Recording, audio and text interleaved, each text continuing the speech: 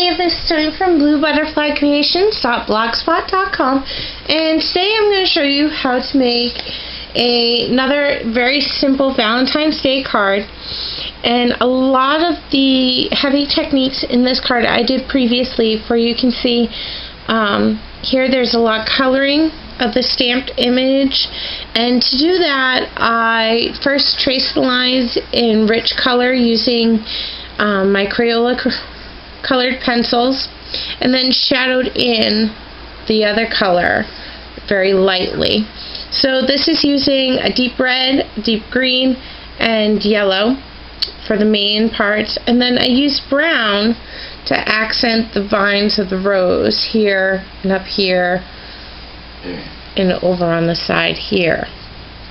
Okay, so to get started, you're going to select your stamp image, and I selected this heart with roses and other little flowers on it, and I cut my mounted paper that I stamped on to the size of the stamp. So if your stamp is 2 by 2 inches, this white piece of paper here would be 2 by 2 inches. I then added a 1/4 inch for my mount. So if this white paper is 2 by 2, this pink paper is 2 1/4 by 2 1/4. So I've gone ahead and I stamped my image, I've colored it in, I've mounted it on my photo paper, and then selected a coordinating theme paper. And this is a rose printed paper. I believe it was originally put out by K & Company or Anna Griffin. It was a few years ago that I bought this paper. And what I did is I cut it down to 3 3/4 by 5 1/4. So it'll fit on a 4 by 5 1/2 card with a rim. So for my rim or my mat here, I cut a piece of this pink down to the 4 by 5 1/2. And what I'm going to do is, once I put my card together, my card front, I'm going to mount it onto this piece of white cardstock. And a lot of places like Michael's, AC Moore's, even Joann's, you can get these packages that have the cards with the fold crease and the envelopes. You can get like 25 or 50 depending on what you choose in a variety of colors. So I'm going to fold this, increase it, and I'm going to set it aside. Then what I'm going to do is take my pattern paper, I'm going to run adhesive on the back, and then mount it onto its mat. So I'm just running down all 4 sides because I want it to stick very well. There we go. I'm going to mount it to the center of my piece of pink paper here.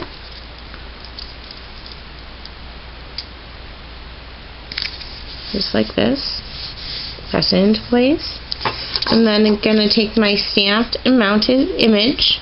I'm going to run adhesive on the back of that. Just like this. Down the other way, and I'm going to mount that towards the right edge, and I'm going to make sure that the 3 sides here are of equal amount, as close as possible. There. So as you can see, it still leaves plenty of room here, and what I'm going to do is take this pink ribbon, and I'm going to use the cheater method to apply a piece of the pink ribbon to my card. And the cheater method is measuring a piece of ribbon just a little bit longer than the card is here. So I have about 1/2 inch on either side. There we go. I'm going to then judge where I want it. And I want it about there, about halfway between. I'm going to run adhesive on the back side here. Like so.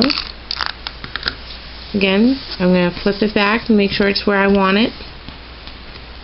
You also can use Scotch tape. I'm actually using my double-sided tape to do this part. Right about there is good. I'm going to just press my ribbon down into the double-sided tape. I should be able to see this. Again, pressing it down to my double-sided tape so it sticks. There we go. There's that. Now before I do my knot, I'm going to adhere this whole front to the base card piece from the kit. So I'm running adhesive all over the place here, all the edges, over the ribbon, down the other edge, making sure there's plenty of adhesive to hold it in place. Making sure my fold is where it needs to be for my card. I'm going to line up my edges like so and press it into place. And as you can see, I'm standing up my card and pressing it together that way. That way I know it's lined up with the bottom edge and it'll line up with the fold at the top. So there's that. And then I'm going to come in with another little piece of ribbon.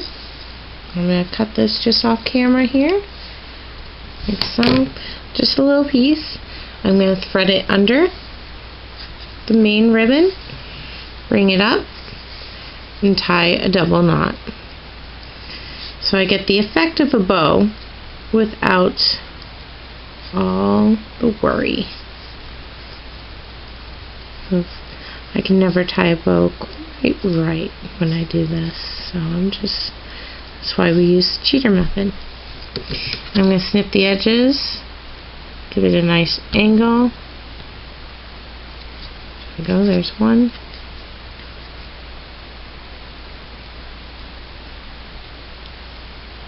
Two. Pull it tight. And you can decide where along your card you want to put it. Put your knot. I'm going to leave mine up towards the top. And there you have it, another quick and simple Valentine's Day card. And thank you for joining me at bluebutterflycreations.blogspot.com.